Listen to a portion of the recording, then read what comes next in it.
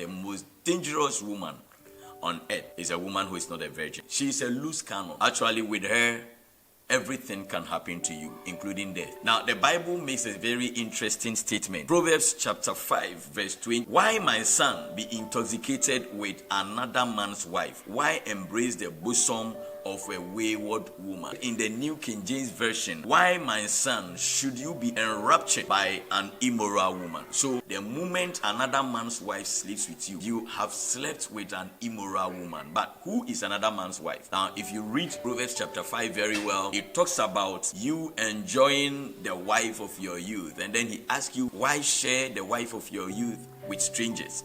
Basically, for the purpose of our discussion today, I am grouping all women into three: the virgin, the divorced or the defiled, and the widowed. The widowed is a woman whose husband is dead. That woman is free. The Bible says that she has been released from the law of marriage, and so any other man can actually marry her. For God and man, there is nothing wrong with that. But then the virgin, anyone who first sleeps with a woman who is not a virgin, the Bible says in Exodus chapter 22 verse 16 that if a young man finds a woman who is a virgin and is not attached to anybody in marriage, betrothed, that is what I mean, and he sleeps with that woman, he must be made to pay the bride price. Now listen, the Bible didn't say that we should ask the woman if she is in love with that man. The moment they have allowed themselves to go into that act, the man must be allowed to pay the bride price and let the woman be his wife. Listen, the church today has actually followed the traditions of men to the extent that we have neglected the laws of God. Number two, if a woman meets a man and the two of them sleep together or they have this affair and the father of the woman comes to know of it and the father doesn't like this man, that is the only place where God gives an authority to the father, that the father who doesn't like this man has the right to avoid or refuse the union. So the father of the woman, the day he comes to know of this vow or covenant that has come between his daughter and another man, if he does not agree, on the day he hears it, he has the right to cancel or deny that relationship. Now listen, if you want details about this authority that is in the hand of a father, read Numbers chapter 30. You will understand it better. But listen, the day that the father hears about it, if you hear that your daughter is in a relationship with a man, and the day you hear about it, you do not object to it, that means you have approved it. Malachi chapter 2 verse 14 and 15 says that God is a witness between me and the wife of my youth. Who is the wife of your youth? The wife of your youth is the first woman you broke her virginity. The woman you broke her virginity is the wife of your youth. Listen, God doesn't come to witness a wedding between you and a woman. God doesn't come to witness an engagement or the paying of a bride price. God comes to witness the covenant that you make with the wife of your youth. And this wife of your youth, that is why Proverbs chapter 5 verse 20 downwards keeps advising us. The whole book of Proverbs chapter 5 is advising us against the adulterous woman. Who is the adulterous woman? The adulterous woman is the woman who is not a virgin and yet doesn't have a husband. Anyone who is not a virgin and yet is not living with a husband, whose husband is not dead, but they don't have a husband, and they are skipping from man to man, is an adulterous woman. She is the adulterous woman that Proverbs chapter 5 is talking about. Her way leads to death. Now the main problem is this woman, she keeps breaking covenants. She keeps making a covenant. Every day she sleeps with a new man, a new covenant is formed. The old covenant is broken. Every day she sleeps with another man, a new covenant is formed. The old covenant is broken. Now, God said what God has put together, the Bible says no man should put asunder. But then Jesus said there is one condition that allows for a divorce. Do you know the reason why when a married woman has an illicit or illegal affair, it warrants divorce?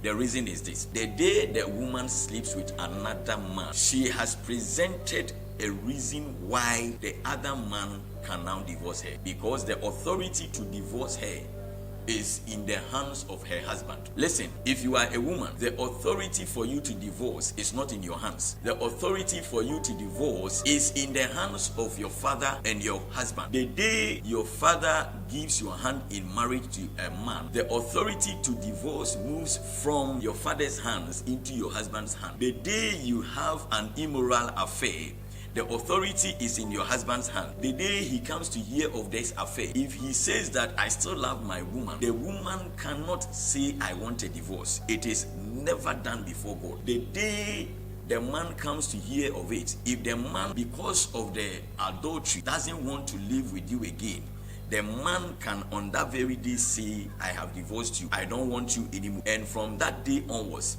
the power or the authority moves from that man's hands into the hands of the new man you slept with. So this is the arrangement of God. And God did it this way so that our land will not be filled with immoral women. Now, in Leviticus chapter 19, verse 29, the Bible gives us a command. He says, do not cause your daughters to prostitute and become harlots and fill your land with wickedness. The reason why God is giving us this charge is because we fathers are the ones who can let our daughters go into harlotry. If any man who sleeps with her go away and not marry her, then our daughters will become well fed from men to men, and that is what we call harlotry. A woman who is not a virgin but keeps moving from one man to another is a well of death. Her path leads to death. If you read Proverbs chapter 5, every description of an adulterous woman that we are talking about is about her. The most dangerous woman on earth is a woman who is not a virgin. Anytime you sleep with a woman who is not a virgin, potentially this is what you have done. You have either broken somebody's original covenant with a woman. You have presented reasons why a marriage can be broken. Number 3, you have broken a covenant and a vow that God himself witnessed. I have already told you, the most dangerous woman on earth is a woman who is not a virgin. If you sleep with a woman who is not a virgin without the knowledge and the approval of their fathers, you are in trouble. Any woman who is not a virgin is either defiled, divorced, or widow. Now, all these 3 conditions are not supposed to be something interesting or palatable to women. A woman who is a virgin is the pride of the home. She is the pride of the family. She is the pride of the father. Anytime a woman sleeps with a new man, he also breaks a covenant and causes a wonder before God. Any man who enters into sleep with woman who is not a virgin becomes a wonder before God. That man does not value his life. The Bible describes an adulterous woman as somebody whose way leads to the grave. We must actually learn to value virginity. A woman should be proud to be a virgin, and a man should value a woman who is a virgin. A man should be afraid of a woman who is not a virgin, and if possible, a man should run away from a woman who is not a virgin. If you are going to marry a woman who is not a virgin, the only way out is to find the approval of the father. It is only a father who can give you his daughter who is not a virgin, and then you can marry her without any conditions for you sinning, because it is only the father who has the authority in his hand to actually give you somebody who is not a virgin to wife.